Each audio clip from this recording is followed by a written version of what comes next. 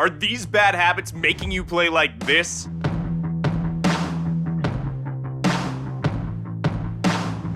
And what are the worst game-breaking habits you need to have gotten rid of yesterday? Watch this video, and by the end of it, you might just have what it takes to reach the next level of gaming. Every beginner does this, and once you start, you never notice that you've burned this habit into your brain. When you drop, how much thought do you actually put into it? Do you just follow the crowd and go towards the direction everyone else is going? Even if you feel like you can fight and survive during the early game, you should at least have some idea of which chests you want to hit, what barrels you want to break, and exactly which part of the POI you want to land on.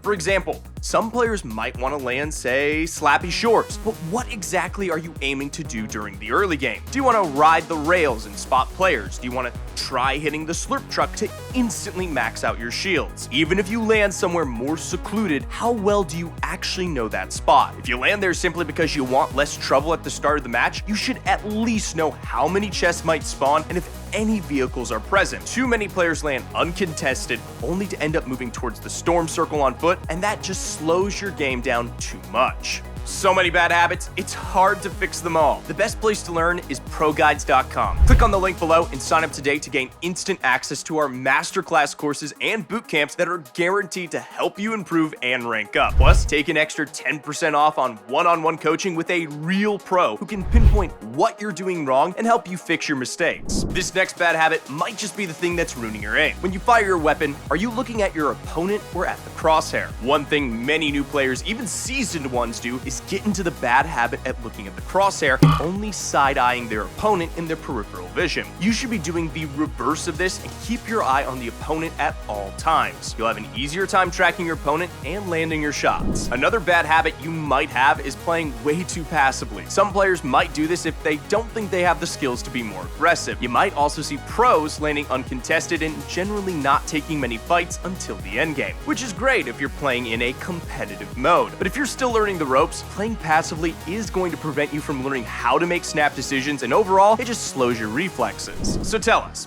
has this ever happened to you? You have full shields, but your health is at 80. It's high enough, right? Why waste an entire chug splash or a flopper patching up when you might come across a med spray later? Wrong. If you're making this mistake, then you're leaving yourself open for some misplays later. It is much safer to use up one of your healing items to get to 100 when you're not being attacked by anyone, rather than waiting until you're being blasted, and now you might even need to take 2 healing items in the middle of a fight, which just leaves you open for an even longer amount of time.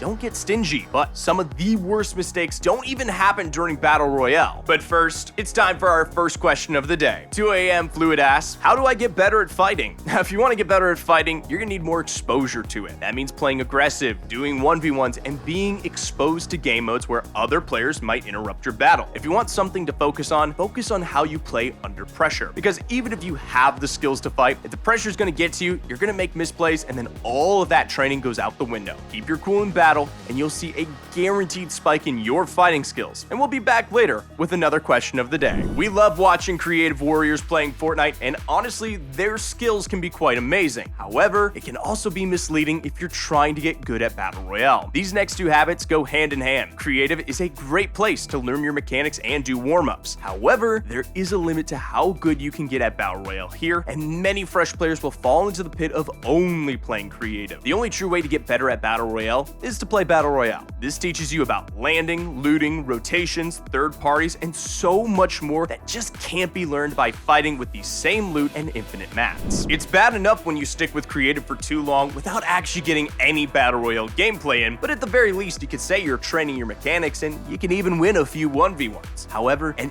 even worse habit than only playing creative is only doing what you're good at and never challenging yourself beyond your own capabilities. Like we mentioned before, creative is an excellent training tool, but if you get caught up in winning all the time at your current level, then you've reached a cap. Change game modes, try different practice maps. If you're doing 1v1s, try to swap out your sparring partner once in a while. Losing might make you salty, but use that as motivation to improve. If you're a beginner and you're trying to do some peanut butter peaks for the first time, you might miss this crucial step to make it work properly. For those unfamiliar with the peanut butter, the goal is to make a quick edit so you can take a shot and then drop down behind the wall to safety. Peaks are always good to know when you're in close quarters quarters, whether it be a side edit or window edit. However, many players that are only now getting the hang of it forget the importance of a cone and floor piece above your head. The cone is meant to make sure you reach above the edit faster so you can land your shot quicker. The floor above your head is to make sure you don't go too far up, giving your opponent time to strike back. You want to make sure it takes as little time as possible.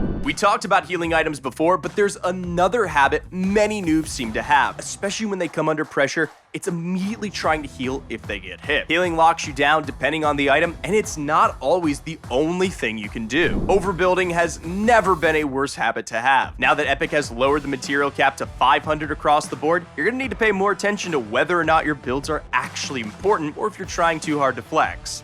Speaking of builds, the common material you can find is wood. However, some players will only ever use wood when building. Now, why is that? Well, usually it's because it's the first material that comes up when you pull out your blueprints, and over time, you just get used to that being the default. However, if you want to make sturdy ramps and harder to beat down structures, you're gonna need to keep reminding yourself that you have brick and steel to work with as well. In particular, we're gonna want to focus on brick since it's the second most common material to harvest. This next habit will make you lose every fight. So every season we get different weapons, and one weapon type in particular has a tendency to determine the meta. I'm talking about the SMG. During the spray meta, there is nothing that can stop players from spraying your walls and punching through. However, other times the SMGs are more tame. This is why players sometimes have the habit of spraying walls and getting locked into pushing with the SMG. They don't pickaxe, they don't build, they just get stuck with the mentality that the SMG is enough to win. This just results in you being more predictable and easier to overcome. If you enjoy watching the pros, then you know that good settings can enhance your gameplay. However, you need to stop constantly changing your settings every time you feel it isn't working for you. Settings only get good if you practice with them consistently, and if you can't make a pro settings work for you, then you're gonna need to pick something easier to manage and work on your muscle memory. And as a side note, when we say take your time, we don't mean stick with it a few days or even a week. We mean really take your time, and that can mean 2 or more weeks of just getting adjusted. Next up, we have some critical habits. These will mess you up so bad, you'll be switching games just to get a break. But first, our second question. This one from Frush12 Gaming. What's the best strategy to not die off spawn? Well, thank you for asking, Frush. The most common advice for this is to land uncontested so you can loot your chests and have time to prep. But if you want to land where other players are going, keep an eye on where everyone else is landing, not just the loot on the floor. This should give you an approximate time frame before people start kicking down the door trying to get at you. Also, even if it's not a tree or a rock, smash what you can with your pickaxe. You won't be able to build like crazy, but you're gonna have something to improve your defenses. Now, if you're looking for more hands-on training or even dropping into a game with a pro, check out ProGuides.com. Players who had our last habit also have this habit as well. Now, if you've spent some time trying to adjust your sense and it just isn't working for you, the worst thing you can do is by changing them a lot. This just makes it harder to get accustomed to the newer settings, and it can lead to you being burned out. Instead, if you need to change your settings, do it gradually. So now the deadliest habit you have, a lack of confidence. Confidence is your mojo, and it can take a heavy beating while you're training. Without confidence, you'll make misplays if your opponent puts pressure on you. Missed shots, missed edits, the list goes on, but it's also holding you back in other ways too. There are so many useful ways to train, and a lack of confidence can keep you from exploring your options. 1v1s can help you, but if you're afraid of what other players might think of your skills, you might just stay away. Same when you're playing teams or even trying to join scrims, where many players might even be better than you. You need to break out of this mindset.